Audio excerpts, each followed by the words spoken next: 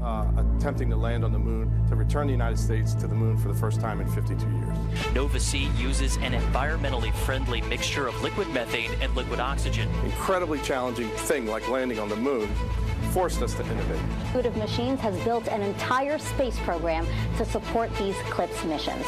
The company completed its lunar lander in a new facility at the Houston Spaceport, just down the street from NASA's Johnson Space Center. It's an autonomous Nova C class lunar lander named Odysseus. Lunar lander arrived at Kennedy Space Center in Florida back in December.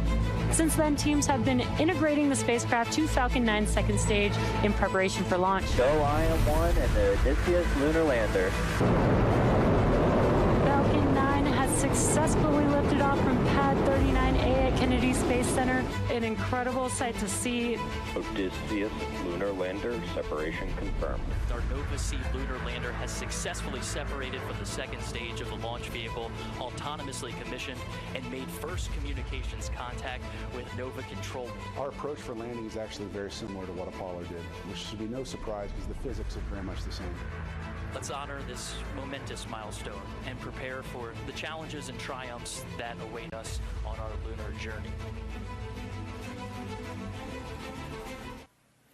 You're taking a live look into Intuitive Machines' Nova Control in Houston, Texas, where flight controllers are preparing to start the landing sequence for the IM-1 mission. Our mission and activity directors are sitting closest to the large monitor inside Nova Control, and they're supported by 10 additional flight controllers surrounding the circular Mission Operations Center. Good afternoon and welcome to our coverage of the descent and landing of the IM-1 mission. I'm Josh Marshall, Communications Director of Intuitive Machines. And I'm Gary Jordan with NASA Communications. This mission is one of the first under a task order with NASA's Commercial Lunar Payload Services Initiative. Under Artemis, we're returning to the moon to conduct groundbreaking scientific discoveries and technological advancements. And this mission with Intuitive Machines is helping us to get there. And Gary and I are at Intuitive Machines' facility here in Houston, just down the street from NASA's Johnson Space Center. Right now, inside Nova Control, flight controllers are monitoring our Nova C-class lunar lander named Odysseus ahead of its autonomous landing sequence that begins with powered descent initiation at 5:11 p.m. Central Time for a landing time at 5:24 p.m. Central. Right now, they're keeping an eye on the room's situational awareness tool called the Viz, which you can see on your screen now. The Viz is casted onto a large television in the front of Mission Control, so the activity director and the mission director can have the best view, Gary. And the Viz is an animation representing real-time telemetry data feeding into Nova Control. Nova Control receives the data, runs it through Unreal Engine 5, and generates a visualization of the data. It's a useful tool for situational awareness and keeping track of what flight controllers expect Nova C is doing in space. The white line points to the moon. The blue line is the past and intended trajectory. The yellow and red lines are pointing towards the sun and Earth, respectively. The different color cones you see at the top are the antenna arrays used for line-of-sight communication back to Earth. We'll show the Viz periodically throughout our coverage, up to about 12 minutes prior to landing. In these final moments before landing, the most reliable spacecraft data will be relayed through Nova Control audio loops. And we're starting our coverage later than expected today as flight controllers continue to assess Nova C's trajectory, guidance, navigation, and control. Nova C maintained a low lunar orbit, but is in a slightly more elliptical shape. Last night, flight controllers performed a lunar correction maneuver burn to adjust the lander's orbit. This burn kept Nova C on a trajectory to land in Malapert A, but moved our landing time estimates earlier by about an hour. Then today, flight controllers chose to exercise an additional orbit before starting the IM-1 mission landing sequence. This decision brought us to now, projecting a landing time of 17:24 Central Time. Intuitive Machines made the decision to reassign the primary navigation sensors from Odysseus's laser range finding system to use the sensors on NASA's navigation Doppler LiDAR. This is a dynamic situation, and we'll update you later in the broadcast. Intuitive Machines still intends to land in the optimum lighting window, and the lunar correction maneuver performed last night eliminated the need for the planned 10-second deorbit initiation burn, which would have brought Nova C from low lunar orbit into the descent phase. Nova-C's current trajectory has it continuing to decrease its altitude over the next hour until the braking burn called powered descent initiation. Again, the landing time is expected at 5:24 p.m. Central Standard Time, 6:24 p.m. Eastern. The countdown clock at the top of your screen is counting down to the time that we expect to remove, and we expect to remove the countdown clock approximately 2 minutes before the landing opportunity. Getting to this moment, Gary, has been quite the journey, and it's lasted about 7 days so far since liftoff from Launch Complex 39A at NASA's Kennedy Space Center. Odysseus lifted off at 1:05 a.m. Eastern Standard Time from atop a SpaceX Falcon 9 rocket on February 15th. Approximately 48 minutes later, Intuitive Machines' Nova C-class lunar lander entered a translunar orbit, a direct shot at the moon. In the following days after launch, flight controllers in Nova Control commanded engine firings to place the lander into low lunar orbit, approximately 100 kilometers or 62 miles above the lunar surface. The journey to low lunar orbit included firing the first liquid methane and liquid oxygen engine in space. This was called the commissioning maneuver. It was a full-thrust main stage engine burn with a throttle-down profile necessary to land on the moon. Over the last 24 hours, Odysseus has maintained its trajectory in low lunar orbit, waiting for suitable lighting conditions to begin its autonomous descent to Malapert A, the designated landing site for the IM-1 mission near the south pole of the moon. Our joint coverage will follow Odysseus through its descent and landing on the lunar surface, carrying 12 payloads down with it.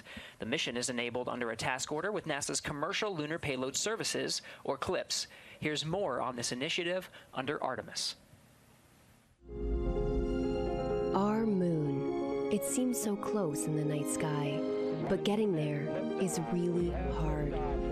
But what if there was a way to change that?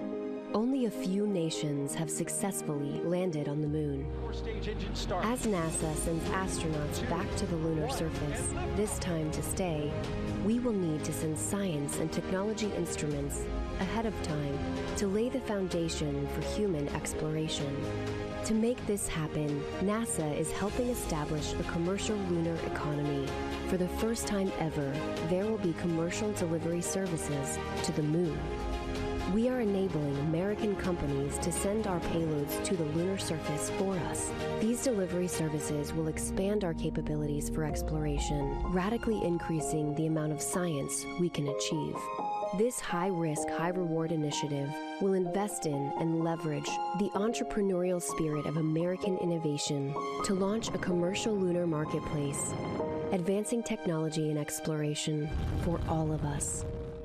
With this never-before-seen streamlined access to the moon, we will be able to make novel measurements and develop technologies that scientists have long wanted to do on the lunar surface. And as this new industry matures, this commercial delivery service for NASA and other customers could expand beyond the moon to other destinations in our solar system. And we can learn to live on another world because we are explorers. CLPS is an important pathway towards long-term exploration of the moon and part of NASA's Artemis missions that will establish a sustainable presence in the lunar vicinity and prepare humans for missions to Mars.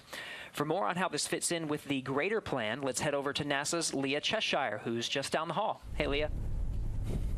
Thanks, Gary. I'm here with Joel Kearns, NASA's Deputy Associate Administrator for Exploration. Thanks so much for being here, Joel. Oh, thank you, Leah. It's great to be here on Landing Day, which is the culmination of about 5 years of work by Intuitive Machines Corporation. Yeah, we're really excited, and we want to know a little bit more about NASA's goals for the CLPS initiative.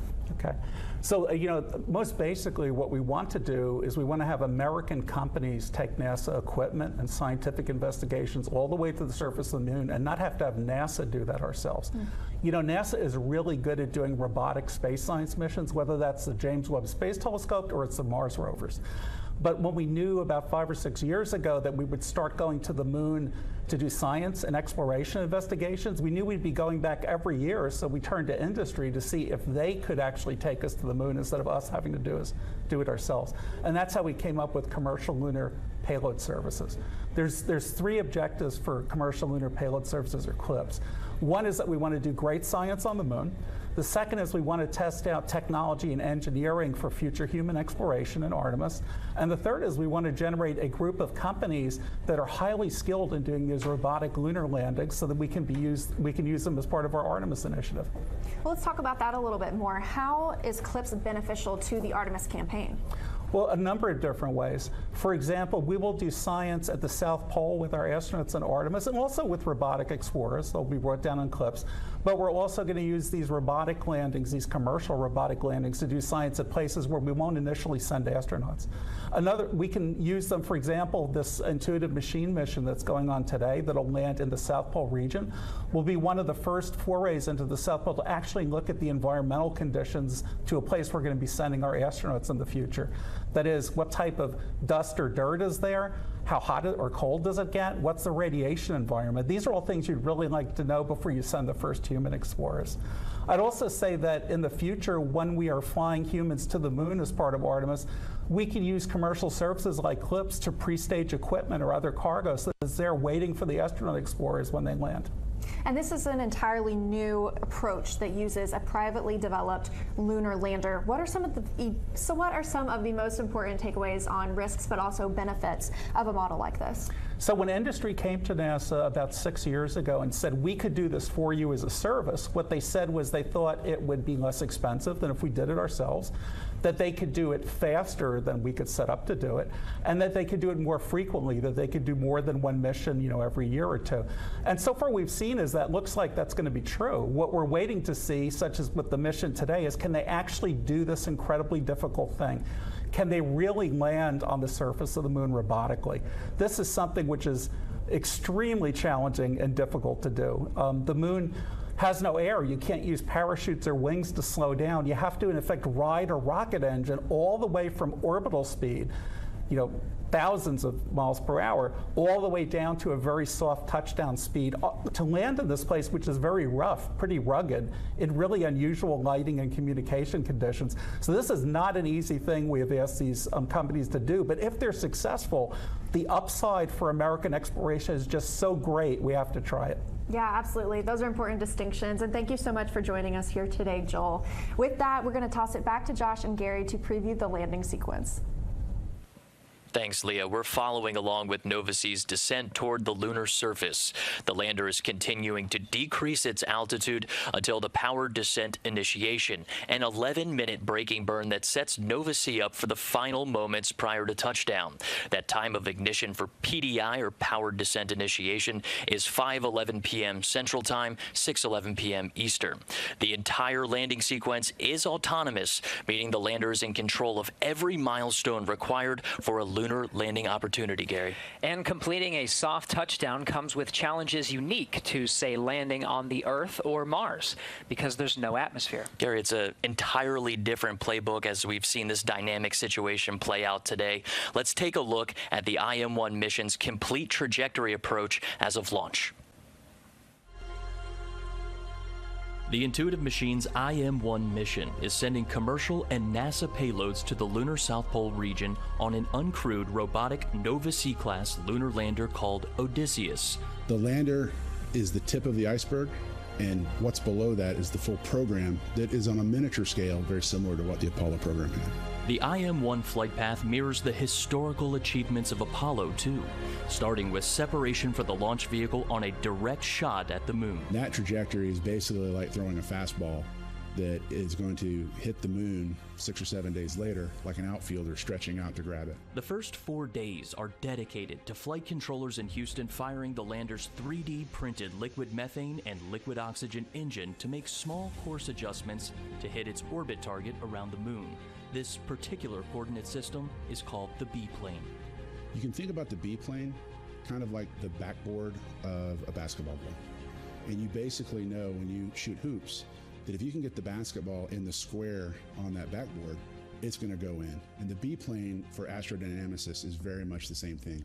With the B-plane on target, Odysseus is prepped for a critical autonomous maneuver on the moon's far side. This critical burn maneuver is completed in the blind, with the moon blocking direct communications back to Nova Control in Houston. Once we get around the moon, we have on the day side of the moon, the sun heating us from one side and reflected infrared light off the bright moon warming us on the other. Then we plunge into night, and now we're cold on both sides. It's very tough. About an hour before landing, flight controllers command Descent Orbit Insertion, or DOI. This is a main engine firing to slow the spacecraft so its altitude drops from 100 kilometers to about 10 kilometers above the lunar surface. After DOI, Odysseus coasts for about an hour before starting its final approach. And then we reach a point called powered descent initiation. The guidance system on board makes the decision to activate the main engine at very close to full power. Cameras and lasers are feeding information to the lander's navigation algorithms, which provide guidance, navigation, and control. With a safe site identified, Odysseus enters a 3 meter per second descent, then down to 1 meter per second for the last 10 meters to the lunar surface. Now, the lander is using an inertial measurement unit, which is similar to a human inner ear that senses rotation and acceleration. Flight controllers expect about a 15-second delay before confirming the ultimate milestone, softly landing on the surface of the moon. And I can tell you just from doing our simulations, that's the longest 15 seconds you'll ever experience as you wait for the final light to turn green to indicate that you've landed on the moon.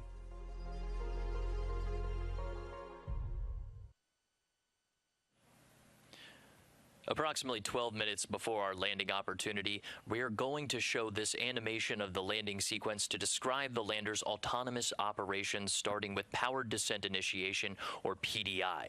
During this maneuver, Odysseus must reduce its velocity by approximately 1,800 meters per second. You can think of it as a braking phase. Then, the lander pitches upright using its main engine with the hazard relative navigation, or HRN, now being fed by NASA's NDL sensors, facing toward the area where the lander intends to touch down. At this point, HRN will autonomously scan the intended landing site for a safe landing area. Then, the lander's guidance, navigation, and control system commands Odysseus to a point approximately 30 meters above the designated landing site, and the lander goes into a vertical descent followed by terminal descent. Intuitive Machines created Nova-C for the CLIPS initiative and commercial enterprise with the goal of creating a lunar economy. And Nova-C is Intuitive Machines' first autonomous spacecraft. Nova stands for new, and C is the Roman numeral for 100, the lander's approximate payload capacity. With that, let's learn more about the Nova-C class lunar lander. This IM-1 mission lander is named Odysseus. The name was nominated by assembly, integration, and test engineer Mario Romero after the Odyssey and its epic voyage across the daunting, wine-dark sea. Including landing gear, Odysseus is 4.6 meters wide, and with its top deck solar array, it's 4.3 meters in height. It's a taller design that accommodates payloads and the lunar South Pole lighting conditions. Its hull diameter is 1.6 meters, with payloads affixed to the entire exterior of the lander, making its total payload capacity approximately 130 kilograms. The lander weighs 675 kilograms, but packs on weight when loaded with fuel. Odysseus uses composite helium tanks to pressurize its liquid methane and liquid oxygen main engine that can throttle down to perform its final descent to the lunar surface in one continuous burn. Intuitive Machines' IM-1 mission is supported by NASA's Commercial Lunar Payload Services Initiative, which allows rapid acquisition of lunar delivery services from American companies. The instruments on board advance capabilities for science, exploration, and the commercial development of the moon. Commercial companies were challenged to come up with their own way to design and fabricate a lunar lander and conduct operations. For this commercial mission, Intuitive Machines elected to support the communications between the spacecraft and Nova Control through its own private ground-based network. And it's not the first time Intuitive Machines used this network in deep space. Well, that's right, Gary. NASA worked with Intuitive Machines to perform technology demonstration of this capability on NASA's Artemis 1 mission, which helped us verify the network for operational use during this CLIPS mission. The Lunar Data Network, or LDN, uses ground-based networks to communicate into deep space, so we could lose signal while Nova-C is on the far side of the moon. However, the trajectory of the lander's low lunar orbit does allow for near continuous line of sight with Earth and ground station coverage. Let's head over to NASA's Leah Cheshire to learn more about this network. Leah. Thanks so much. And I am here now with Trent Martin, the Intuitive Machines Senior Vice President of Space Systems. Thanks for joining us, Trent. Thanks. We're here to talk a little bit about the Lunar Data Network. This is a private deep space network, belongs to Intuitive Machines. How does it differ to have this commercially available space network? And how is that different from NASA's Deep Space Network? So when we first got onto the Commercial Lunar Payload Services contract, we were trying to find a way that we could get our data from our landers back to the Earth. We were worried that the Deep Space Network, which is often oversubscribed, particularly with James Webb Space Telescope now, that we would have limited time. So what we did was we created a network of large dishes across the planet that allow us to take our data from the moon and deliver it down to the Earth. And we initially tested this out during the Artemis 1 mission. So how did Intuitive Machines work that out? Yes, we worked a reimbursable Space Act agreement with NASA to allow us to test our network not only with Artemis at 430,000 kilometers, but also with the Lunar Reconnaissance Orbiter, as well as the GOES satellite. Okay, and what are the goals overall for Intuitive Machines? How do you want to expand this LDN coverage? So we believe that as the market expands at lunar distance, many people will need the capability to send data back, particularly if you're operating spacecraft on the backside of the moon. You need to be able to have a relay satellite. So we're going to put relay satellites in orbit to complement our ground-based systems, which are, again, large dishes all over the world.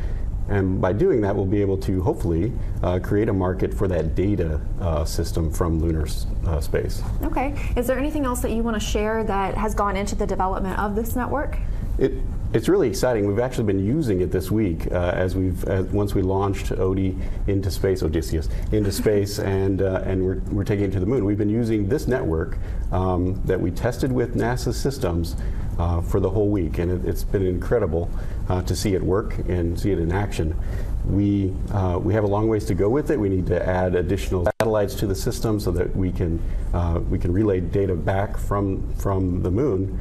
But we think it is the future of humanity in lunar space.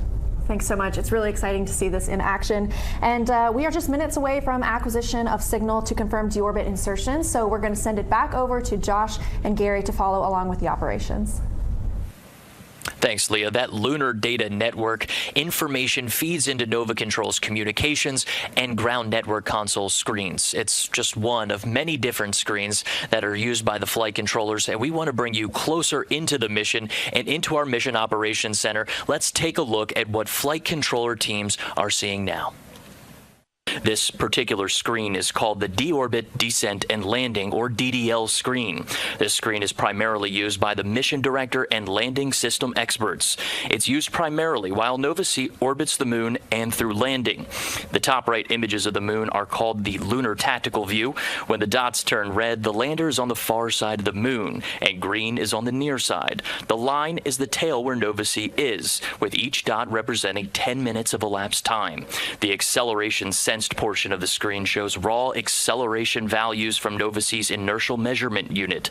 This is used a lot during burn maneuvers and is a more robust way of measuring acceleration over time with the ability to look back at what has happened. For some reason, flight controllers have lost data. Finally, the column on the right is a received, accepted, edited, and failed pre-checked, or RAFE chart for short. When each of these lines are on top of each other, that's a good indication that Nova-C's navigation system is in good health. That's because every measurement Nova-C makes must be received, accepted, edited, or failed pre-check. The failure is a possible outlier of data that the lander's computer automatically knows is bad information. Collectively, the DDL screen is one of many data displays that flight controllers are monitoring to successfully navigate Nova-C to the lunar surface. Data visualization is an essential component for flight controllers who need to process this data for real-time decision-making in Nova Control. Now, again, we're following along with the flight control teams here in Nova Control prior to the next critical steps, including activation of the navigation Doppler LiDAR to provide guidance, navigation, and control for the landing phase. This is expected around 4:45 p.m. Central Time. The next critical milestone is powered descent initiation at 5:11 p.m. Central. This burn is the first in a sequence of maneuvers that starts about 12 minutes prior to landing, or about 50 minutes from now.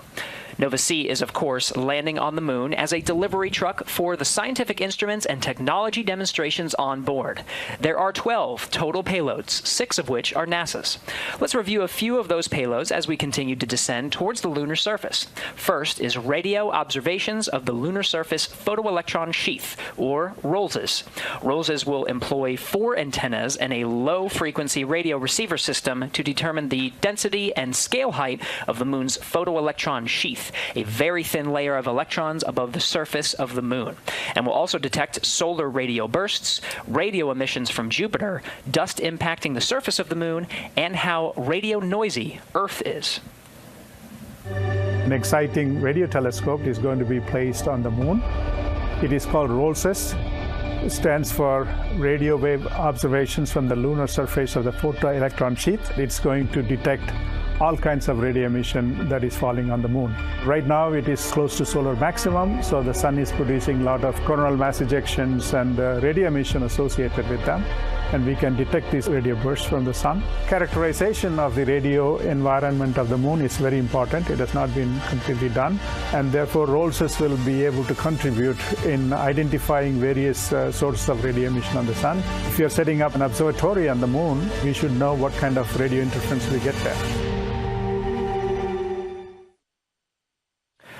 The Laser Retroreflector Array, or LRA, is a collection of 8 retroreflectors that enable precision laser ranging, which is a measurement of the distance between the orbiting or landing spacecraft to the reflector on the lander. LRA is a passive optical instrument that will function as a permanent location marker on the moon for decades to come. This is a little mirror that's aiming at you all the time, regardless which way you're looking at it. My name is Xiaoli Sang. I'm a LiDAR instrument scientist.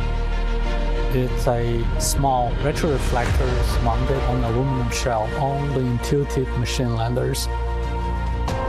When you shine laser on it, it reflects right back at you. The purpose is to have a precise fiducial marker on the landers. It serves as a landmark for future missions if you want to go back and land it there.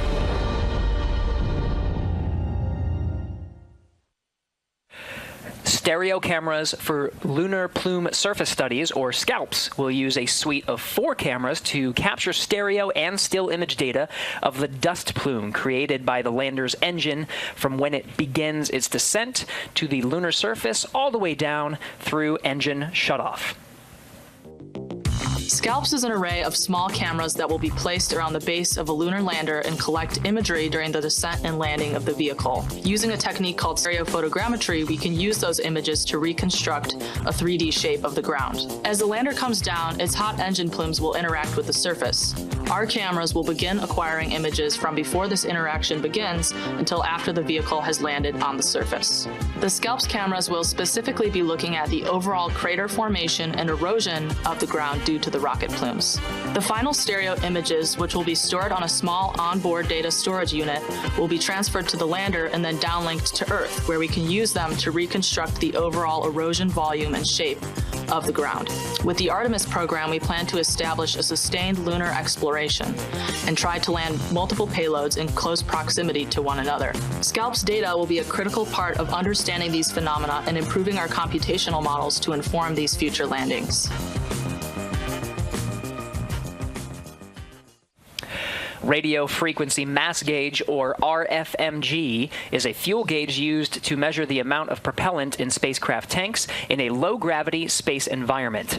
Using sensor technology, RFMG will measure the amount or mass of cryogenic propellant in Nova-C's fuel and oxidizer tanks, providing data that can help predict fuel usage on future missions. I'm Greg Zimmerly, the principal investigator for the Radio Frequency Mass Gauge payload. This instrument is a space-age fuel gauge. We're going to use it to measure the amount of cryogenic propellant in the Intuitive Machines Nova-C lander propellant tanks. These propellants are very cold. They're at about -300 degrees Fahrenheit. Now we're integrating the instrument onto an actual lunar lander. Future lunar missions, like those in the Artemis program, will likely also use cryogenic propellants. and have to store those propellants in space for long periods of time. So having an instrument like this that can measure the propellant in the tanks in low gravity will help future lunar missions know how much fuel is in the tank at all times.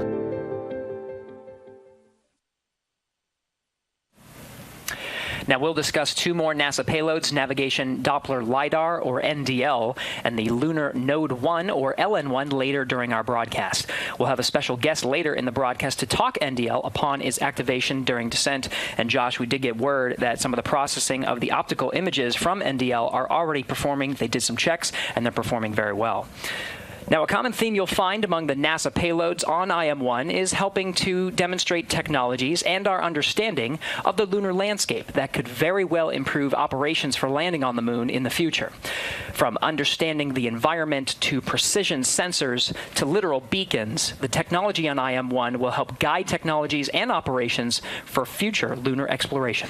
And Gary, with CLIPS as a springboard of innovation, Intuitive Machines designed and developed its complete lunar program to help support CLIPS and carry out the essential part of that directive, which included calling for the commercial development of the moon. Back in 2018, the U.S. government declared the moon of strategic interest. At that time, few companies and institutions were working on payloads designed for the moon because no one had been to the lunar surface in over 50 years. Gary, in the time it takes to get an undergraduate degree, 6 commercial entities created payloads for the IM-1 mission. We'll view all of them as pioneers helping shape this brand new lunar economy. And Josh, a true lunar economy should not have just NASA as a sole customer. NASA's CLIPS initiative encourages a model where NASA is just one of many customers. And this is an important element to ensure that this model of transporting incredible science and technology instruments to the lunar surface is a sustainable and robust one. Well, it's important, and Gary, it's also promising in this situation. The commercial interest for delivering science and technology demonstrations continues to grow. As of our third planned mission, we're seeing more and more non-CLIPS payloads from both domestic and international companies and institutions, which are driving us towards a future, maybe completely commercial mission to the moon, possibly as soon as our 4th mission. Well, even on IM-1, there is a variety of unique commercial payloads. It's a good snapshot of out-of-the-box ways to think about what the moon can offer. Well, that's part of the challenge. Beyond just creating the capability to land on the moon safely, we had to look toward a new emerging ideas and find innovative ways that may add value on Earth and spaceflight. Let's learn a little bit more about those payloads and the lunar lander attempting to make history. The Nova C was our version of a liquid oxygen, liquid methane lander, and we went about imagining that into existence. Intuitive Machines' Nova C class 3D printed engine took its first breath of liquid methane and liquid oxygen in 2018 on an airstrip at Ellington Airport in Houston, Texas. We didn't have enough money for a facility with blast walls and water suppression or water deluge, so we had to test outside in the environment of Houston, where the temperature is about 100 degrees and the humidity is like the same, and we have an 18-hour day rolling out to the runway. It was brutal.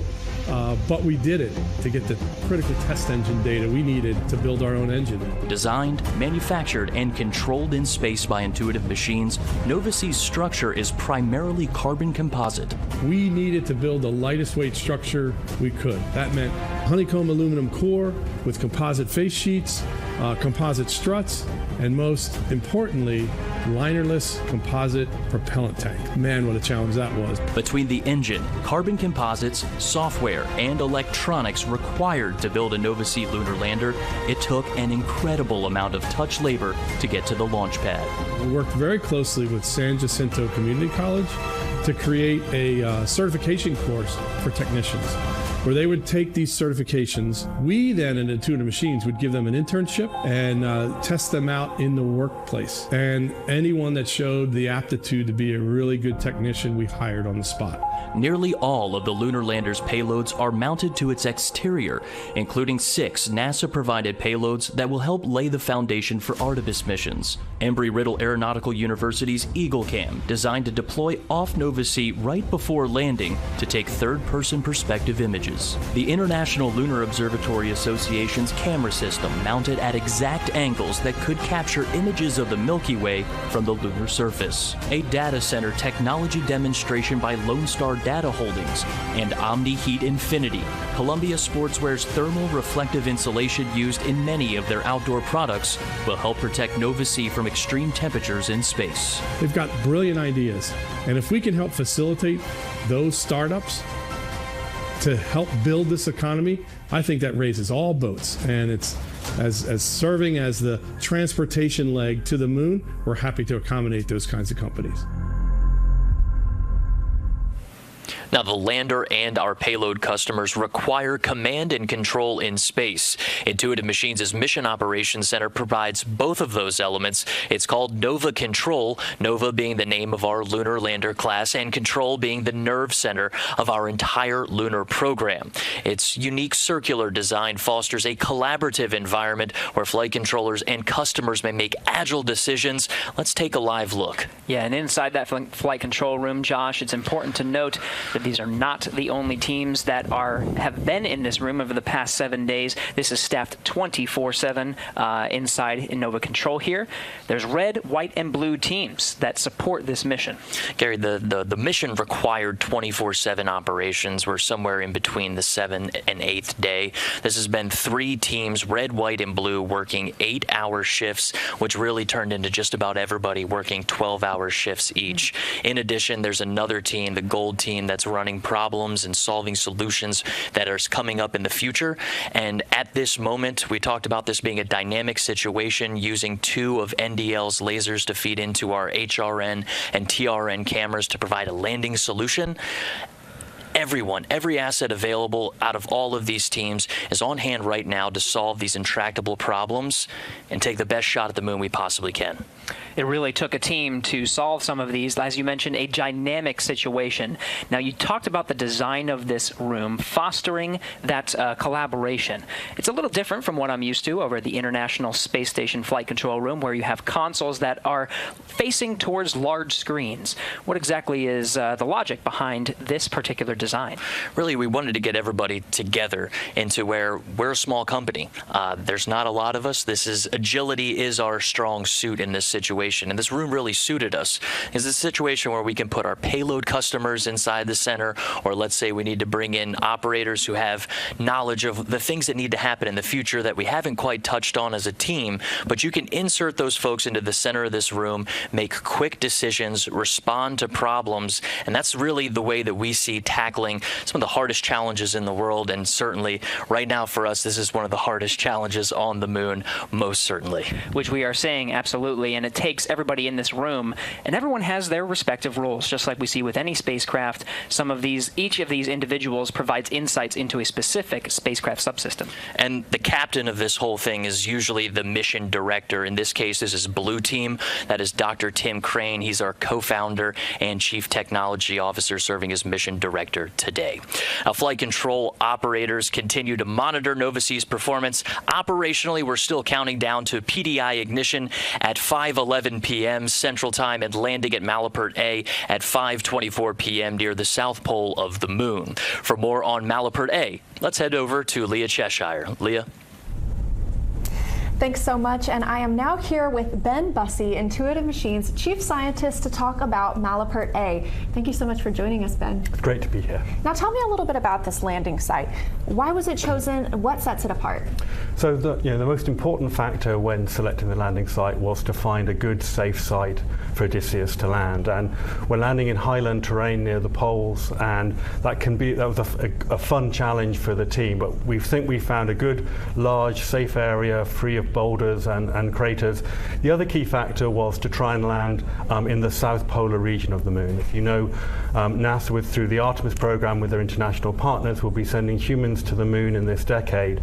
So the goal was to find somewhere in the south polar region that was large and safe, and we sort of think just outside the rim of Malapert is sort of a Goldilocks location that will allow all the payloads to get the data that they want to get.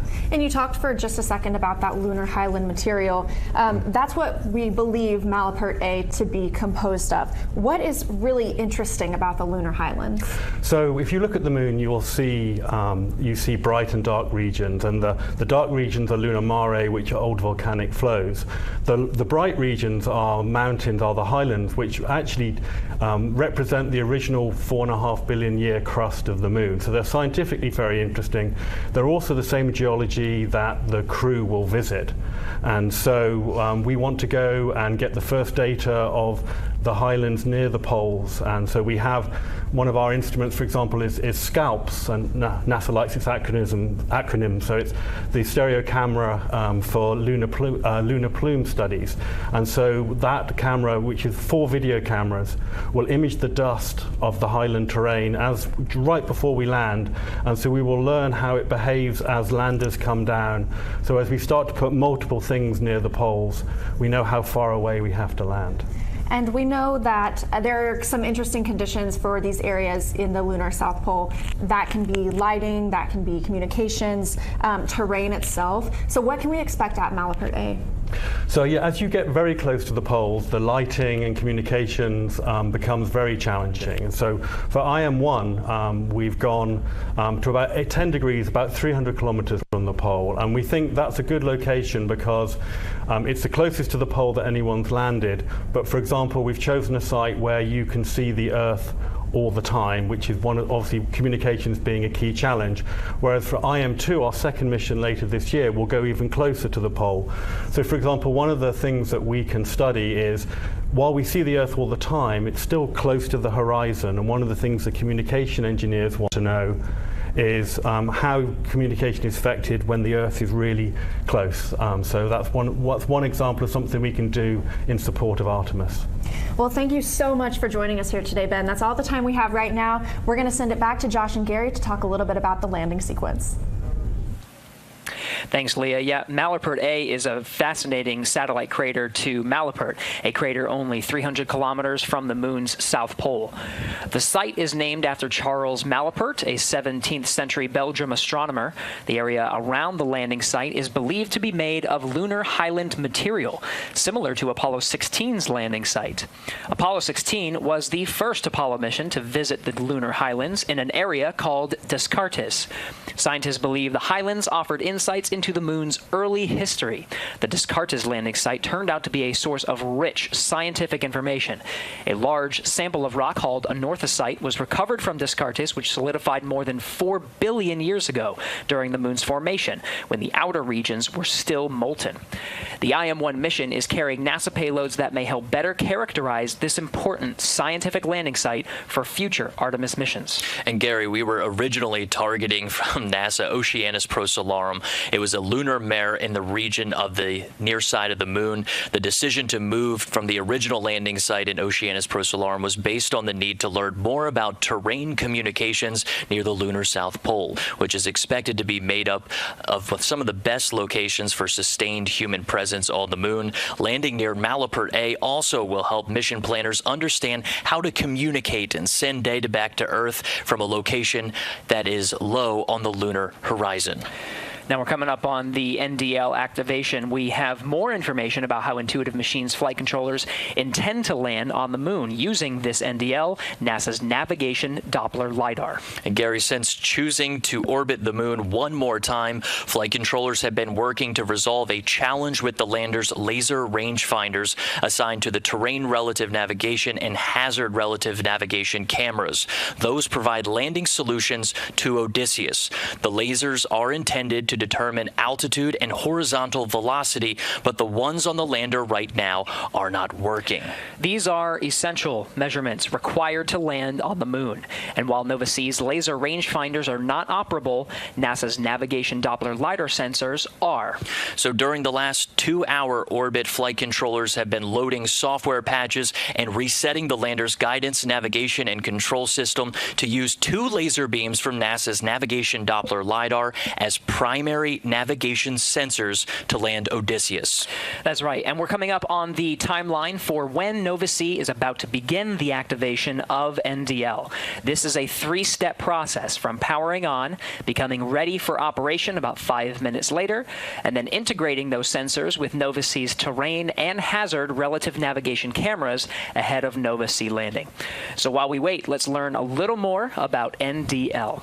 So the Artemis program is taking NASA back to the moon, and everything that goes there, including the instruments and people, must be flown there safely and landed there precisely. So the landing phase of that task is one of the most critical aspects of it. NDL is a LiDAR instrument that is used to enable that capability. It uses light in the same way that sonar uses sound. For NDL, we have 3 telescopes where light would come out of the telescope, hit the moon's surface, and some of that light will be reflected back. These telescopes are mounted on the outside of a vehicle so you get a clear view of the ground as it's coming in for a landing.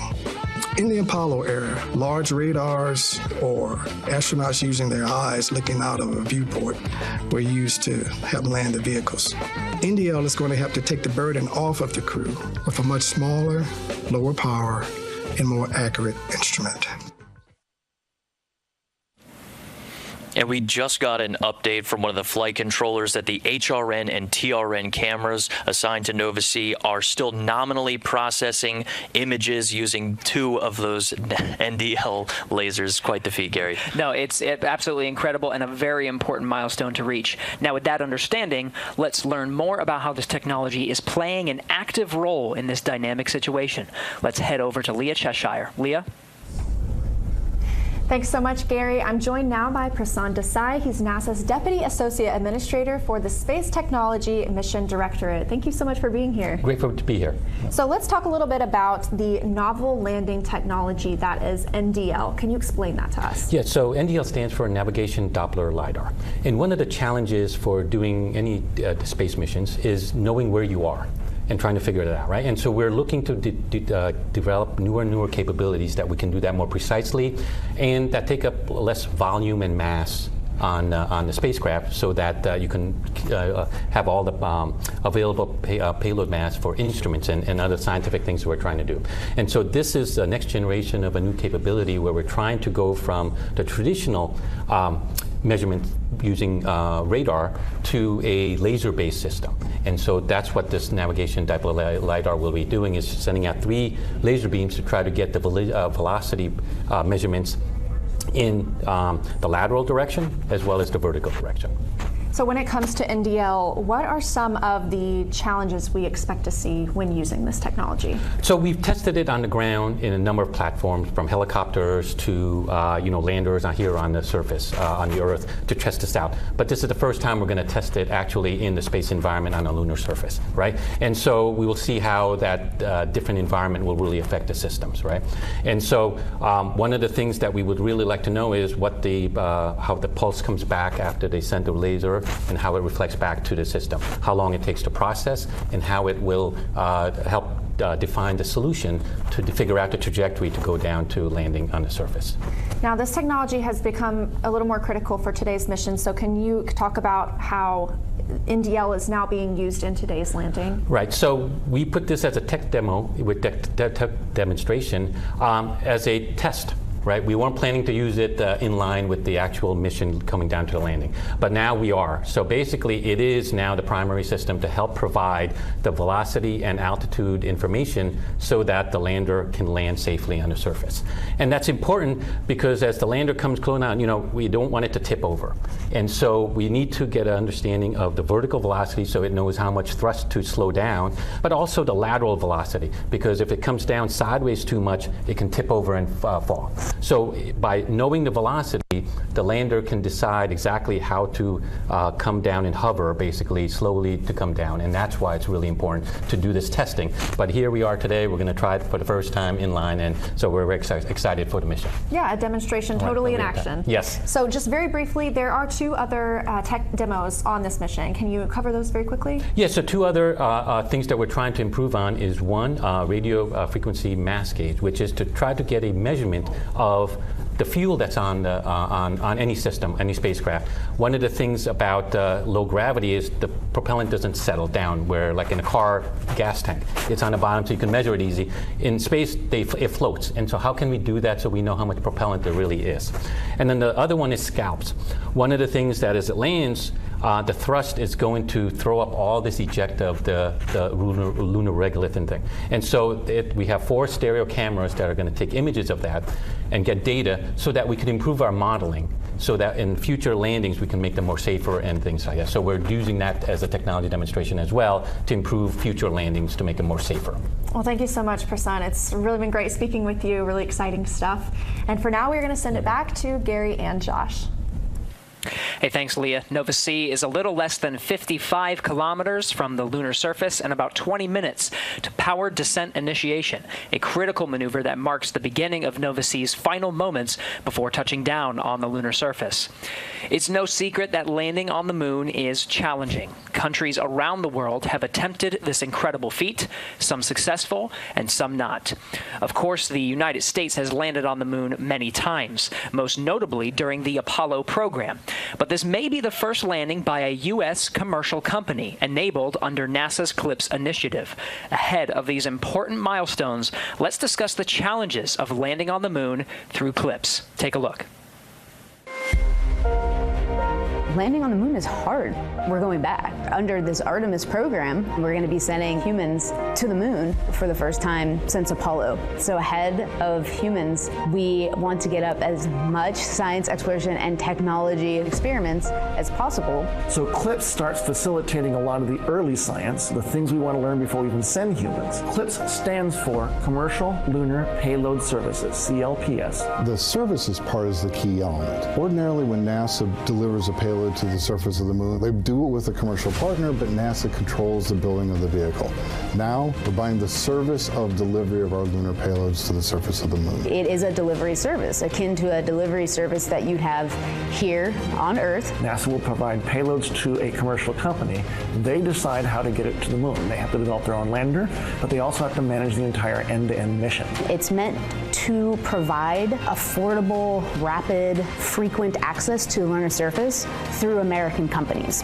We're funding different companies. We have commercial companies that are competing to win task orders to deliver our payloads to the surface of the moon. One of the goals when we started CLIPS was to help establish a lunar economy. Somebody has to do it first, and then it becomes commercially available.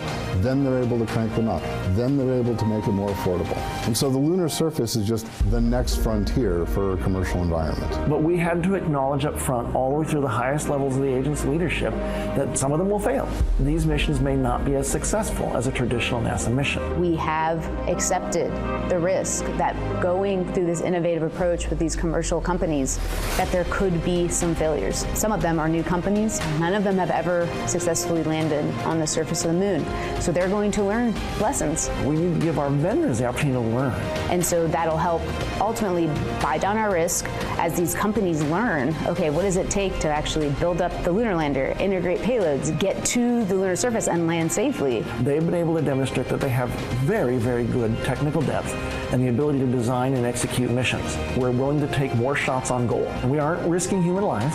And in the big picture, if we're flying missions at 1/10 of the cost of a NASA mission, and we fail 2 of them, we still get 8 missions for that same price. Even with 1 or 2 or 3 failures, this is still a very economical proposition. It's a risk posture which is more risk tolerant than NASA is accustomed to.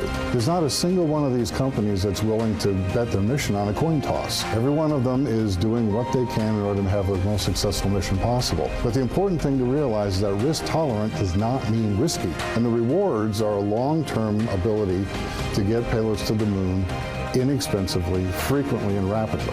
We want science, so we can then put more of our resources on even more science, exploration, and technology payloads and get more of a return on investment when we get to the moon. CLIPS provides tremendous benefit across the scientific and economic communities. So there's a lot we'd like to learn about the moon to help human habitation and prepare us for missions to Mars and beyond. So the moon is the first step. The teams here in Nova Control have been working diligently over the past 7 days to take us this far and are laser focused on the operations ahead. We're following the clock down to the start of those autonomous operations of Nova-C, starting with the powered descent initiation. For now, we're heading back over to Leah Cheshire, who's standing by with NASA's Associate Administrator. Leah. Thank you, Gary. I'm joined now by Jim Free, NASA's Associate Administrator. Thank you for joining us, Jim. Thanks for having me. This is a big day, and what are some of the challenges to landing on the moon that people might not expect? Well, it is a big day, by the way. You're right. I think the challenges are multifaceted. First, getting into lunar orbit is a challenge. Going to the South Pole is different than going to other parts of the lunar surface. The lighting conditions are a lot different than at the equator. So you have your hazard detection has to be a little more reliable. You have to be able to do that last minute avoiding of the hazards that are on the surface and finding that right place to set down, so you're also level or within a tolerance that you can be for level on the surface.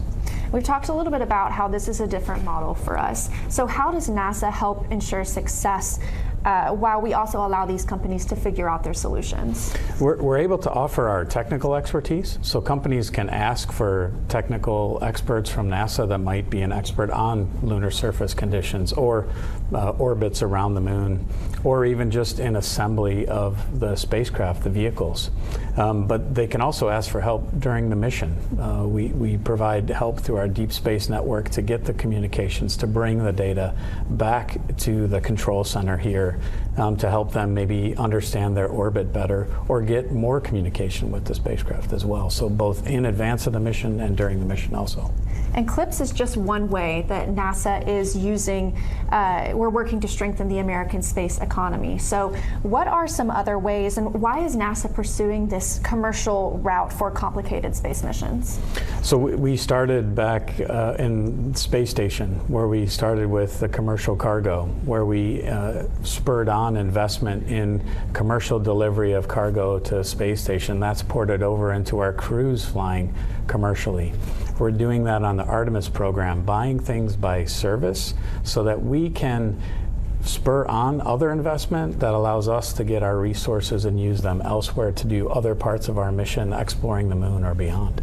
You talked a little bit about Artemis for a second. So how does CLIPS fold into NASA's plans with Artemis and with this Moon to Mars architecture? I think I could talk about Artemis for hours. But CLIPS is absolutely essential for Artemis. It's our first steps of understanding the lunar environment. So the Intuitive Machines lander is going to help us understand how the lunar dust moves as the rocket plume, the exhaust of the rocket hits that dust. We need to understand that because we're going to land even bigger landers with our humans in the future, and we want to land it close to our other elements, so we're not blowing that dust everywhere. How does it behave?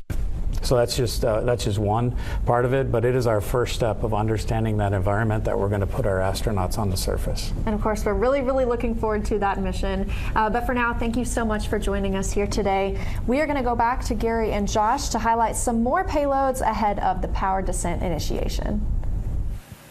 Hey, thanks, Leah. A report at 4:54 p.m. Central Time from the flight control teams shared that Nova-C is less than 30 kilometers above the lunar surface and is in the lunar southern hemisphere. We're still on track for PDI at 5:11 p.m. Central Time. Nova-C will perform this maneuver to slow the vehicle's descent, then pitch over and scan the landing site for hazards, making any necessary corrections in the final burns to ensure a safe landing. We've highlighted 5 of the 6 NASA payloads so far throughout our broadcast today. Let's talk about the final NASA payload, LN-1. Lunar Node 1, or LN-1, is a small CubeSat-sized flight hardware experiment that integrates navigation and communication functionality for autonomous navigation to support future lunar surface and orbital operations. Lunar Node 1 is meant to be a demonstration of how we can use various navigation technologies to figure out where you are in and around the moon. I'm holding in my hands the Lunar Node 1 mass simulator. We use this build to test out our vibrational modes, put on a shake table, and also do fit checks with the lander itself. Inside of our payload, we have multiple electronics boards that fit within this chassis that is a little bit about a half a U in size. You can see our external connectors here where we have our data and power to the lander itself. And within here, we have multiple boards that do the power regulation, our data control, our FPGAs, all those kind of electronics pieces are in here, as well as a small S-band radio that attaches up underneath this top radiator in order to distribute this heat, and then to talk to the antenna, which mounts here. This is the same size and build as the flight payload. It's just not covered in MLI or some of the other materials that you'll see on the flight build itself.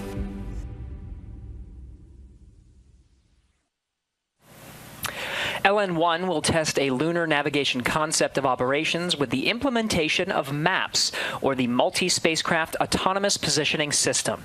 Ideally, this kind of technology can support a network of communication and navigation amongst local surface and orbital operations. LN1 will test multiple navigation links from the surface of the Moon back to Earth to characterize both MAPS transfers as well as GPS-like signals that could support a future lunar communication and navigation network. Gary, one of the best things about communication and data is getting imagery back. And Intuitive Machines has several camera systems on board, including EagleCam. It started as a challenge from our CEO, Steve Altimus, to his alma mater, Embry-Riddle Aeronautical University. Students and faculty created EagleCam to take an out-of-this-world selfie of Odysseus landing on the Moon. The camera system could capture the world's first ever third-person picture of a spacecraft making an extraterrestrial landing. The camera system is designed to deploy off of Nova C approximately 30 meters above the lunar surface and take images of Odysseus during landing. Additionally, the device will test a dust removal system, which could lead to the future advances in spacesuit technology. As part of this project for EagleCam, Embry-Riddle teamed up with NASA's Kennedy Space Center to demonstrate the NASA-developed electrodynamic dust shield, or EDS. EDS uses an electric field to remove dust. The technology was tested aboard the International Space Station and will be the first ever demonstration of EDS technology on the lunar surface after landing. Intuitive Machines also had several cameras on the lander, including wide and narrow field of view cameras. They started the mission with incredible imagery as the SpaceX second stage deployed our Nova C lunar lander, capturing iconic images of the Earth after separation. It requires a lot of planning, work, and just a hint of luck. Payload integration managers programmed the lander's wide and narrow field view cameras to take 5 quick images every 5 minutes for 2 hours, starting 100 seconds after separating from SpaceX's second stage. Out of all of those images that were taken, we ended up with just 4 inspiring ones to show humanity's place in the universe. And right now, we're a little more than 10 minutes from powered descent initiation. Let's go to Leah Cheshire one last time for the final interview ahead of this critical maneuver. Leah. Thanks, Josh. I'm here now with Nikki Fox, NASA's Associate Administrator for the Science Mission Directorate. Thanks so much for joining us. Thanks for having me. This is a great day. It is a great day, and you're watching this with leaders from NASA and Intuitive Machines, just very close to here. What's happening in the room right now just before these final descent maneuvers? Oh, there's just excitement, anticipation. Everybody knows landing on the moon, going to the moon is hard. And we're already celebrating because this mission is already a success. We've launched, we had a beautiful launch. We've taken great science data all the way, every single challenge. The team has really risen up and solved it. And now we're in lunar orbit, minutes away from starting our descent down to the lunar surface. So for me, so many successes with this mission already. So just a lot of excitement. I'm loving that. So we are working with these American companies in a very unique way. These are challenging goals, and some people would probably consider this a bold endeavor. But what does it mean to you when you look at pursuing challenges in a bold new way? I mean, you're right. It is bold. It is a new way of doing science. It is a partnership with totally new companies who haven't done these things before, and we are partnering with them, and they are taking our science. It's a way for us to get more science and more technology to the moon quickly. So it's faster. It's very cost-effective. It's very efficient. We're on our way. We've got the 6 payloads from NASA, and we're excited to get them down there. With every new thing we do, there's always a challenge, there's always risks. This is a high risk but super high reward, and it'll get tons of science on the surface. And for my NASA science, this is exciting because our Artemis missions and our lunar science touches all 5 of our science divisions in very profound ways. So super excited. You said high reward, so I want to talk for a minute about the valuable scientific insight that we can get from the moon. What is that? What does it mean for NASA? I mean, there's so much we can do on the moon, particularly where this one is going down to the South Pole. We think we're going to find great volatiles down there. So as we get prepared to send our astronauts there, then we know that there's water there, and we can use that water. Water's very heavy to carry, so it's really great if you can use it on the moon. We can break it up into hydrogen and oxygen, use it for fuel.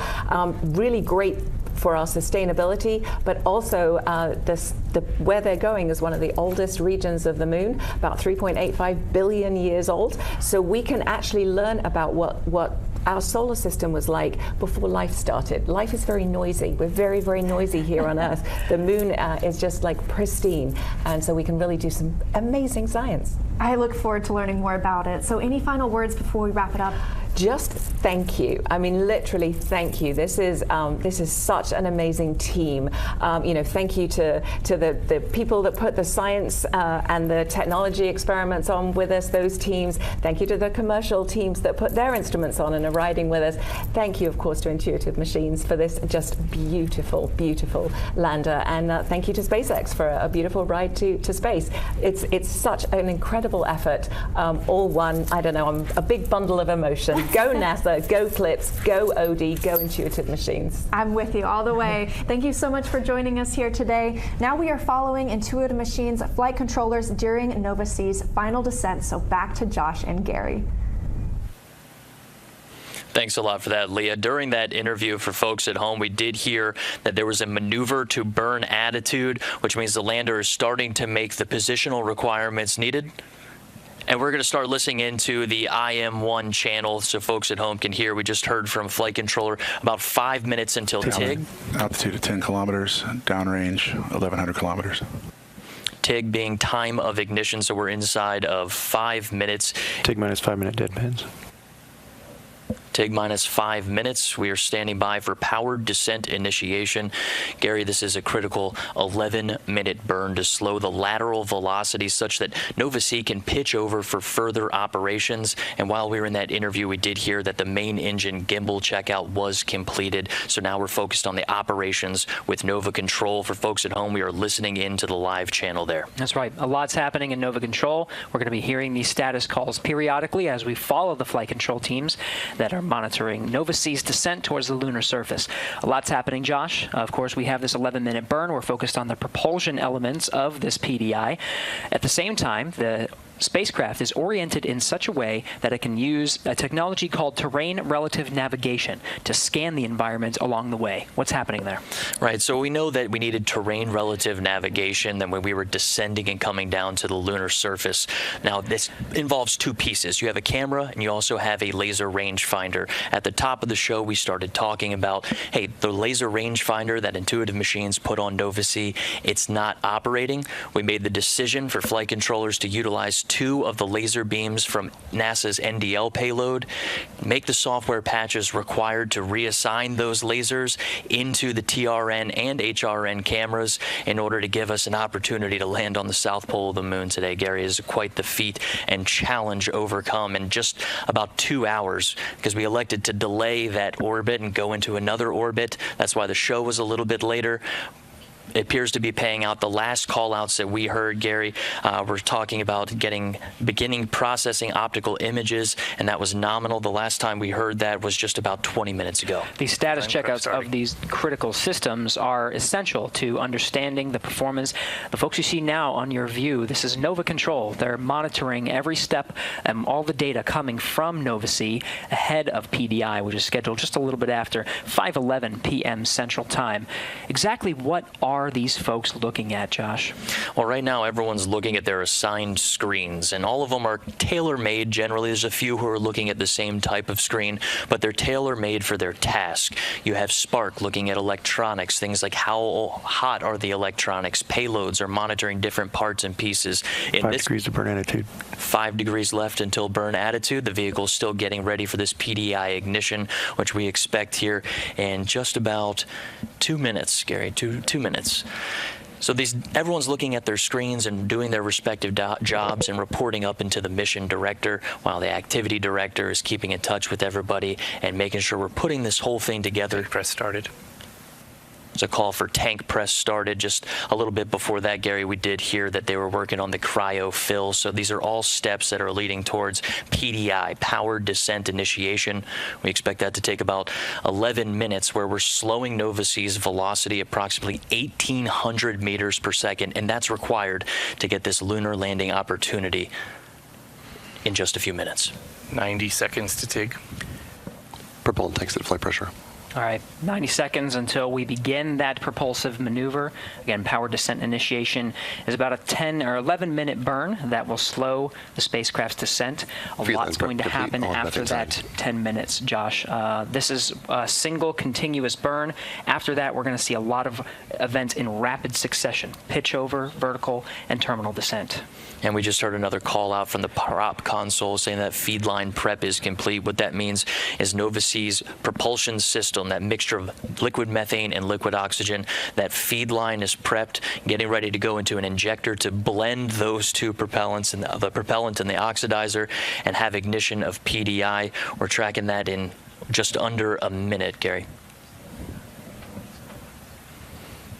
Converging on burn attitude.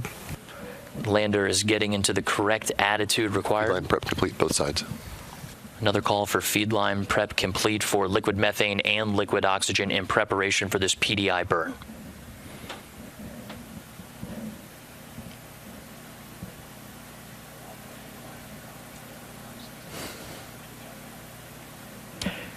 "15 seconds, exec mode." 15 seconds to exec mode. We're tracking a little less than a minute, though, until the time of ignition for power descent initiation. Settling. Ignition. Throttling up. Main stage. There we heard main stage ignition. That's coming from our prop console, Rob Moorhill. GNC call on good control. Thrust to weight 1.5. These are great call-outs in between our prop console and our flight manager, Scott Tamblin, calling it as the data is feeding into the lander, which means we are continuing to have good communications. The lander is sending that back to flight controllers in Nova Control. Gary, something we prepared for, we planned on, is that loss of communications, and that's why we have this. I see good thrust control. A good thrust control call from prop, but that's why we have this autonomous lunar lander. You know, we know that, hey, we want to light PDI in this moment. These are the steps you need to get there. But from here in, this is an autonomous lunar lander, and flight controllers are monitoring communications and tracking the progress right along with the public right now with us. Nova-C has the helm. It is in control and is making the decisions necessary to ensure a soft landing. We heard call-outs about thrust, full thrust right now. There is the ability to throttle that thrust, and we'll see that throughout the descent as the fuel tanks continue to unload and we expel that propellant. And we did have a few questions come in about how much gas are we giving this to slow down the vehicle. And we want to remind folks that this PDI burn goes commanded thrust 90%. Goes in just about 90%, right on time. So it goes in at 90% in order to, if the lander makes a decision and says, I need to slow down more and make a decision to make a safe landing, it's able to add a little bit more oomph and make that decision a reality rather than just a possibility. Fido, I'm showing 500 kilometers to target, but my display's a little bit stale.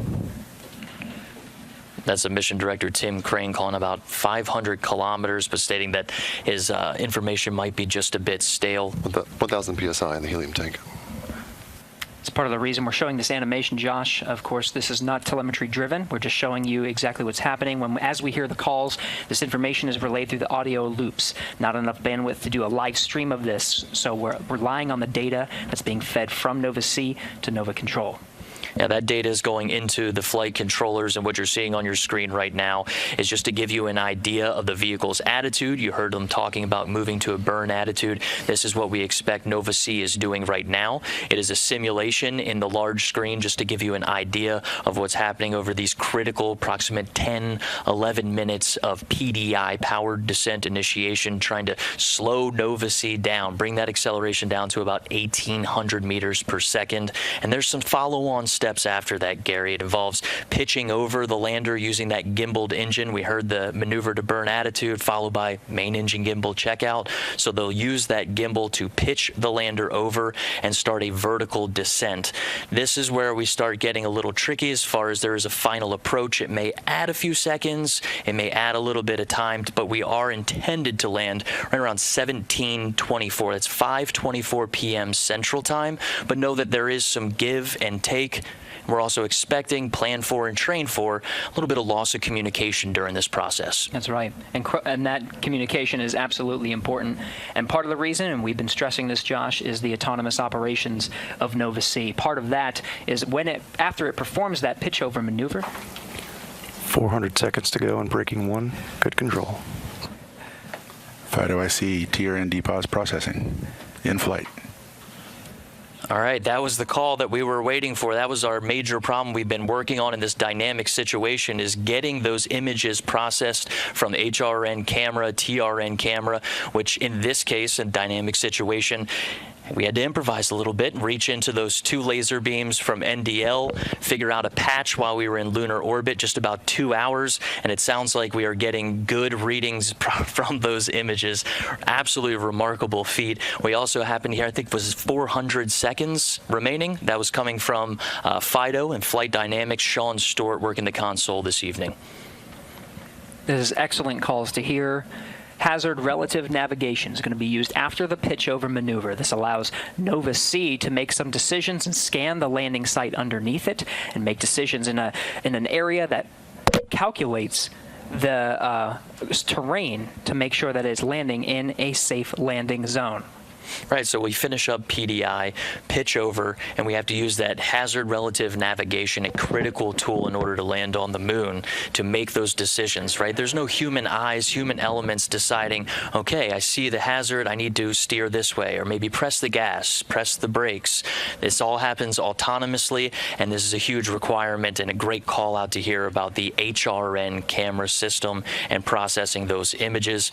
Right now, I am tracking 5:16 p.m. We expect PDI to go until about 5:21, 5:22. 300 seconds in braking 1.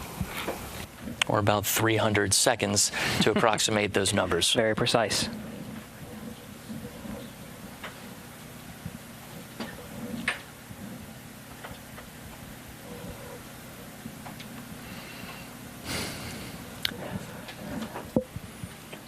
Josh, after those final series... Thrust to weight is 1.7. Following along, after those critical maneuvers... Commanded thrust still 90%. 90% thrust. We'll hear those call-outs periodically. We started at full thrust, 90%, still throttling. Nominal. And good performance on that engine. That's a great call out. 2 things there. Nominal performance on this engine as well as the helium tank. So what we haven't mentioned so far in the show is that the helium tank pressurizes that liquid methane and liquid oxygen tank. But in addition, it's also used for reaction control system. Those are the small spurts that you see at the top of the lander in the animation that control the vehicle's attitude. So for things like landing on the moon, you really want to land at the right attitude. That way your antennas are facing back, direct line of sight to Earth, and you can get that ultimate confirmation once you do suspect that you have landed on the moon. The antenna alignment is an important element of landing on the moon, Josh. We're expecting the high-gain antennas to be pointed towards Earth to confirm, but there may be a delay. We are expecting some sort of delay. I had talking to the mission directors about how quickly we could receive a positive confirmation after this landing process is through, and there was some dispute over how long. The earliest was just about 15 seconds after we see timing of when the event is supposed to happen. So right now we're tracking about 5:24 p.m. Central Standard Time. So maybe anywhere from 15 seconds after that, maybe a few minutes, 2 to 3 minutes while we work to acquire that signal. Because as you mentioned, the lander is going to a general area. 9 kilometers altitude. 9 kilometers altitude call from Tim Crane. The lander is going into a general area that we say, this is the general area we want you to fly to. It's using that hazard relative navigation to make better decisions about this is an area with the least amount of slope. This is an area that's free of boulders and other obstacles. So it's making autonomous decisions about where to go. 3 minutes to go, breaking 1. 3 minutes call. Just to wrap that up, when the lander is making those decisions, Gary, it's also very difficult to track. We've been very fortunate thus far tracking communications to this point. To wrap that up, Josh, 3 minutes, that brings us to just shy of 5:22 p.m. Central Time. We should hear that the power descent and initiation burn is complete. Then we'll begin the next series of maneuvers to get us towards vertical and terminal descent. It starts with pitch over. And just looking at our notes here, we did go into this burn expecting pitch over at 5:21 and 57 seconds. So good call out on the timing of that maneuver. It's important to remember PDI starts an engine burn that does not stop until landing. So this is a throttleable liquid methane, liquid oxygen engine. We lit the engine at PDI, and while we are changing into a pitch over, vertical descent, and terminal descent and then landing, that is a throttle down to the lunar surface. And when we do get out of PDI, if we hear that call of PDI complete, good burn, everything after that is going to happen in very quick succession, Gary. The time it takes to go from pitch over to landing, or what we estimate landing to be, just looking at maybe 90 seconds is what we expect nominally. 3 minutes to touchdown. There is some wiggle room. 3 minutes to touchdown call from the mission director. For an on-time landing, that sets us a little after 5:23 p.m. Central Time. Right, our notes going into this burn, 5:23 and 25 seconds. The autonomous operations, Josh, sets this to a clock. This is exactly what we got relayed before the start of our coverage processing today. We're right on track. DPAS, terrain relative navigation measurements. Excellent call out. That solution that flight controllers were working so hard on to make sure HRN was working, pulling on extra resources that weren't originally planned for from those 2 laser beams from NDL. It appears and sounds like that solution is working, and the people working to patch that software were certainly under pressure. The clock was ticking as we went into that extra lunar orbit. It wasn't a situation where we could just sit in lunar orbit and try to solve our problems indefinitely, and it's sounding good so far on the call outs. 2 minutes remaining till touchdown. 2 minutes to touchdown. That required a patch to be designed on the ground and uplinked to Nova-C to confirm that those laser sensors on NASA's navigation Doppler lidar could be routed to the terrain relative navigation and hazard relative navigation. That call out is fantastic. Fido, do you have an altitude reading?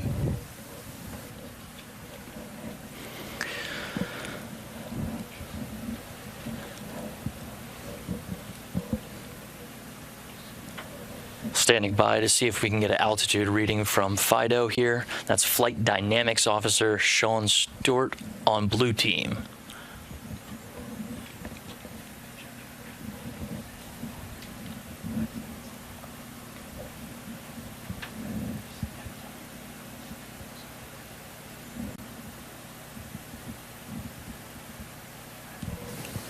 Confirm that looked like a pitch over gimbal. Let's do it. Sounds like we have some data that confirms pitch over. This starts the HDA process. That's hazard detection avoidance. Throughout this show, you've heard Gary and I talking about the problem that was attempted to be solved in lunar orbit, making the decision to not only postpone this show. NDL indicates altitude of 1,000 meters. 1,000 meters call out from NDL that is coming from flight management.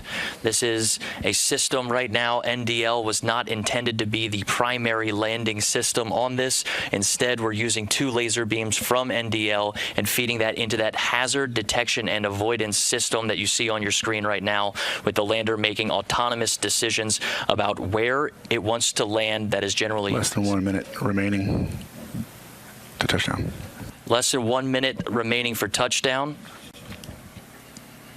And again, that's the time of touchdown. It may take some time to actually confirm the status of the lander. And in this process, we do have a deployment of Eagle Cam attempting to take the third-person images of Nova C going down to the lunar surface. We are inside of 1 minute, Gary.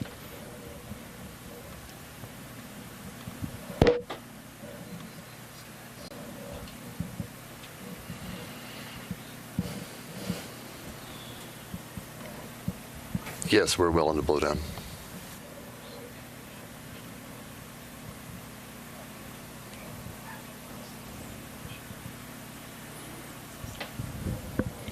And we're tracking here in the broadcast booth. The clock has reached the expected. May take a minute for comms to reestablish standby. There it is, mission director beating us to it. We've reached the expected time of landing, but now is the process of waiting for comms, and we are in standby mode, as you heard it from the mission director, Dr. Tim Crane.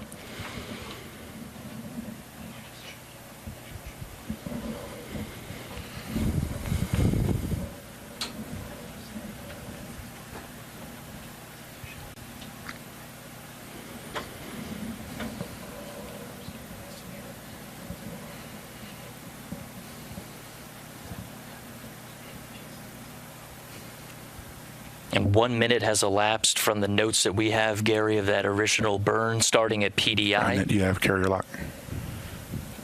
That's MD asking if we are getting the ground stations locked on to Nova C.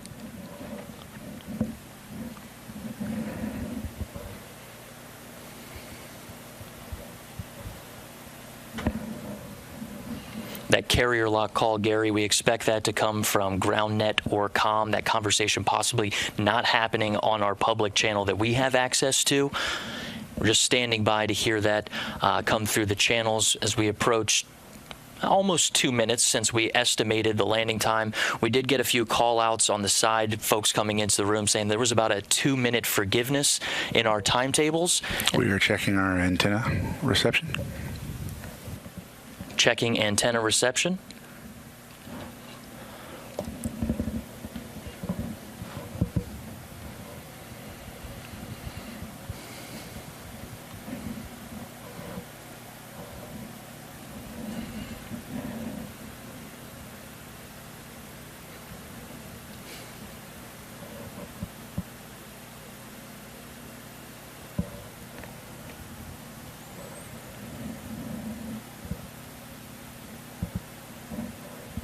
And we're standing by, Gary. We're standing by just as we approach 5:26 p.m. Central Standard Time. Given those mission directors' notes of the flexibility between what we were tracking, what we were given was just about 5:24. All stations, this is MD. Please look back through your logs and confirm the last information you had, and we'll determine this is a comm outage. And that's the mission director, Gary. These are our notes here of what we believed. We talked about the comm outages with the lander making autonomous decisions. This is the process of going through the last bit of data that came into Nova Control and working to verify, okay, this is the last bit of data. Where was the lander possibly going? How do we look for it and establish those communications? Nova C uses 4 antennas placed at the top of the lander that are designed to capture these communications. But we did expect this. We talked about it, that this is a communications challenge in it of itself, and right now we're standing by to hear that communications call out. We're just a little more than 3 minutes from the time of when the clock reads 0 for Nova C landing on the moon.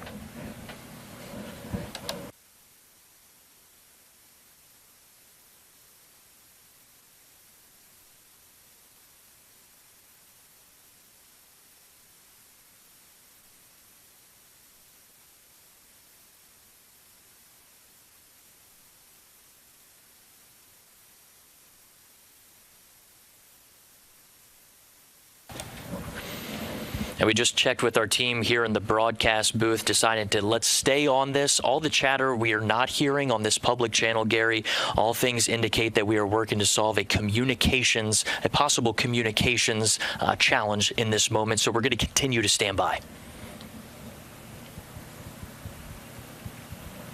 For those following along. MD Prime on IM1. Go for Prime. Yeah, I guess you polled the room looking for states, and we're going to go ahead and cycle the ground transmitter on Goonhilly and do some RF sweeps. Is that your plan? That's correct. Roger, copy.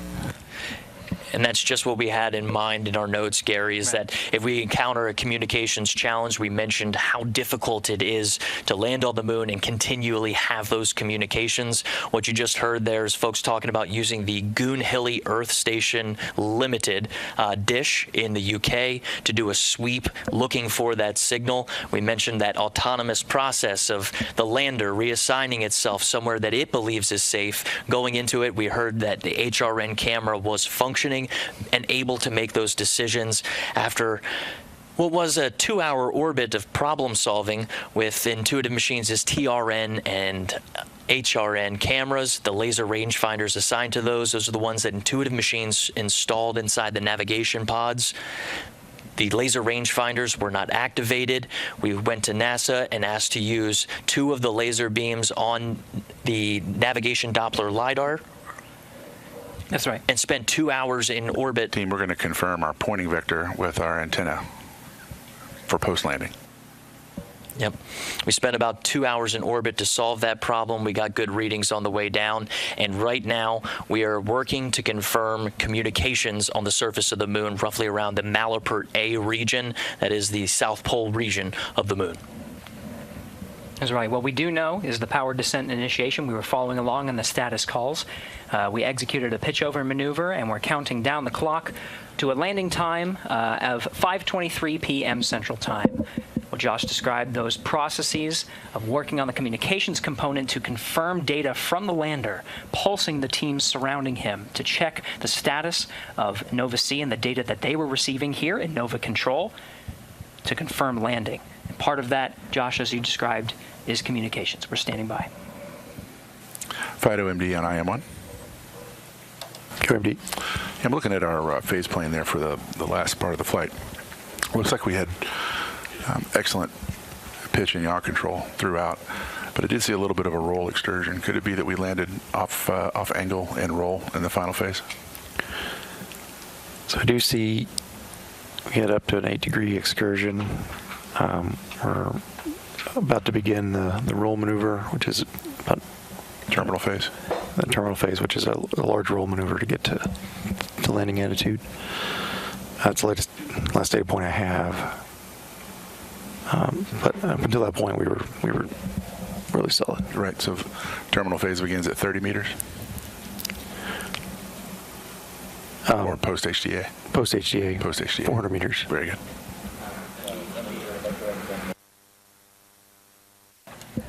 And that's a great conversation confirming.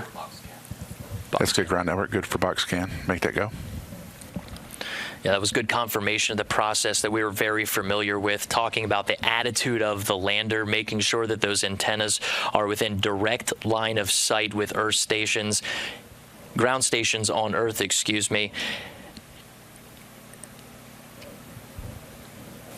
Mission director at all stations, we're also updating our pointing vector with our dishes to make sure that they're tuned in on our final landing site.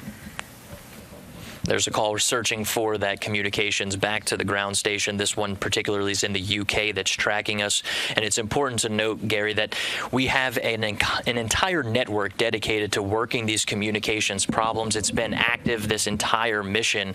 And the largest, most powerful dish out of all of them is about a 64-meter dish in Australia. That time to search with that opportunity with the largest, most powerful dish, we're looking at about 12 to 13 hours after our estimated touchdown. So this is a process that we could be looking and searching for the lander's signal for confirmation for quite some time, but we're going to continue to listen in and stand by as our flight controllers are working with the ground station in the United Kingdom to work this issue, work this problem. It's another challenge, very similarly to the challenge solved just to make it this far. Signs of life, we have a return signal we're tracking.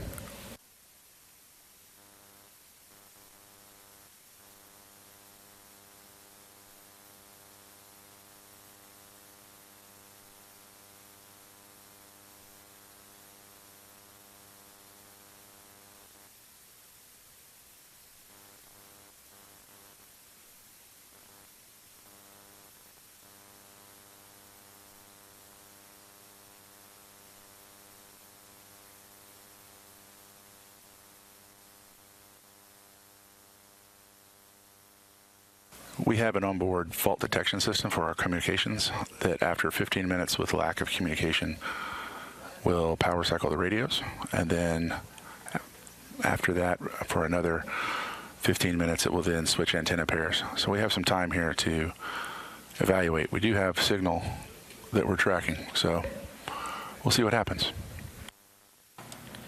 There's a great call out about the autonomous systems installed on our Nova C-class lunar lander named Odysseus.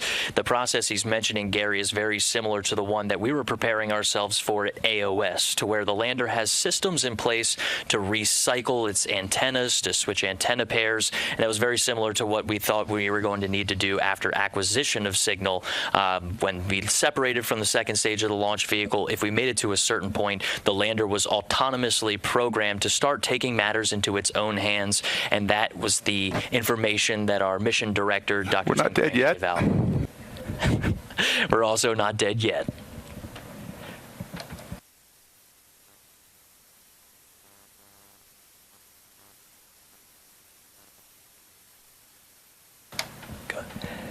And the key here, Josh, is patience. It's 5:34 p.m.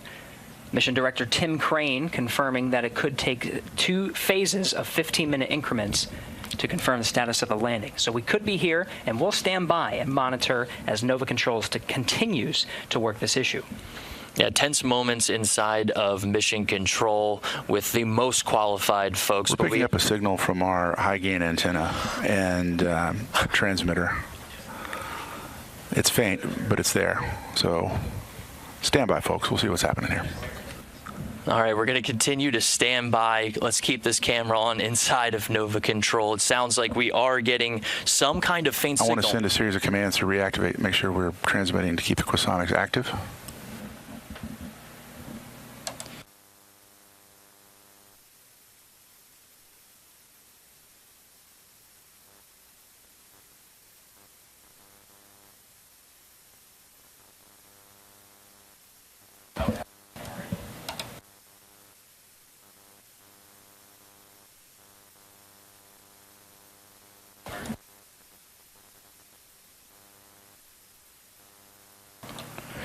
We're still standing by. The last call from Mission Director Dr. Tim Crane was that we were getting a faint signal from Odysseus's high-gain antenna.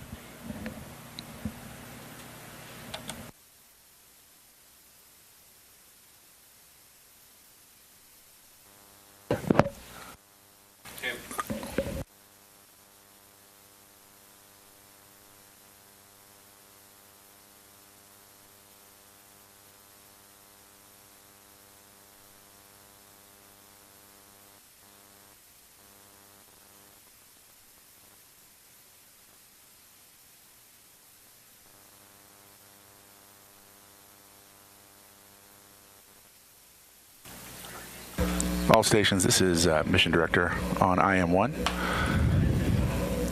We're evaluating how we can refine that signal and dial in the pointing for our dishes.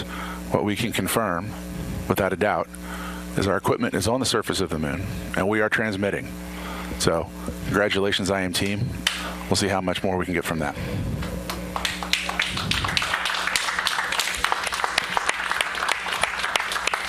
An excellent call from our Mission Director, Dr. Tim Crane. IM1.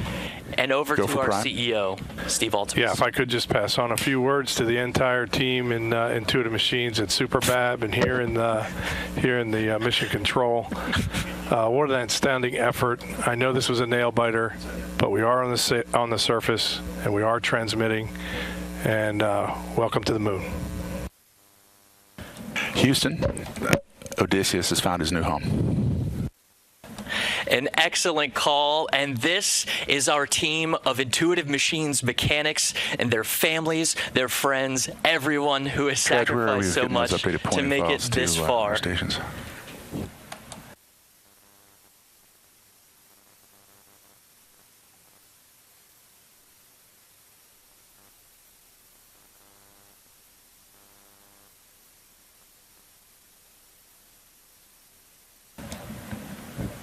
How about that call, Gary? That was something else, a faint signal. Now it's time to work on refining that signal. But Dr. Tim Crane, our mission director today, making the call. Odysseus has a new home. It shows the disciplines of the flight controllers in Nova Control. They waited until there was absolute confirmation that there was a signal, and then that was when they took the moment to celebrate. We saw that it wasn't just the individuals in Nova Control that contributed to the mission. The contributions to enable the success of Nova C's landing on the moon stretches far and wide. We showed, of course, some of the folks watching there, but really it extends even farther than this. A wonderful and truly amazing moment to celebrate. The U.S. has landed on the moon once again. And to everyone, you mentioned it goes beyond just the folks that we saw on camera waiting and working through those tense moments, but their friends, their families, and everything it took to get to this point. We're still expecting an image. We expect that to come down sometime in the future, especially as we look towards some high-resolution images. Let's go ahead and it sounds like we do have a message we'd like to cut to. Can we have that message special for our folks, our employees, and folks watching at home? Hey, that's right. With Nova C landing at Malapert A, congratulations, like you said, Josh, are flooding into the teams that made this happen. Really sets a tone for the American leadership and the future of a strong lunar economy. So here's NASA Administrator Bill Nelson. On the 8th day of a 250,000-mile voyage, a voyage along the Great Cosmic Bridge from the launch pad at the Kennedy Space Center to the target of the south pole of the moon, a commercial lander named Odysseus, powered by a company called Intuitive Machines, launched upon a SpaceX rocket carrying a bounty of NASA scientific instruments and bearing the dream of a new adventure in science, innovation, and American leadership in space. Well, all of that aced the landing of a lifetime. Today, for the first time in more than a half century, the U.S. has returned to the moon. Today, for the first time in the history of humanity, a commercial company, an American company, launched and led the voyage up there. And today is a day that shows the power and promise of NASA's commercial partnerships. Congratulations to everyone involved in this great and daring quest at Intuitive Machines, SpaceX, and right here at NASA. What a triumph! Odysseus has taken the moon. This feat is a giant leap forward for all of humanity. Stay tuned.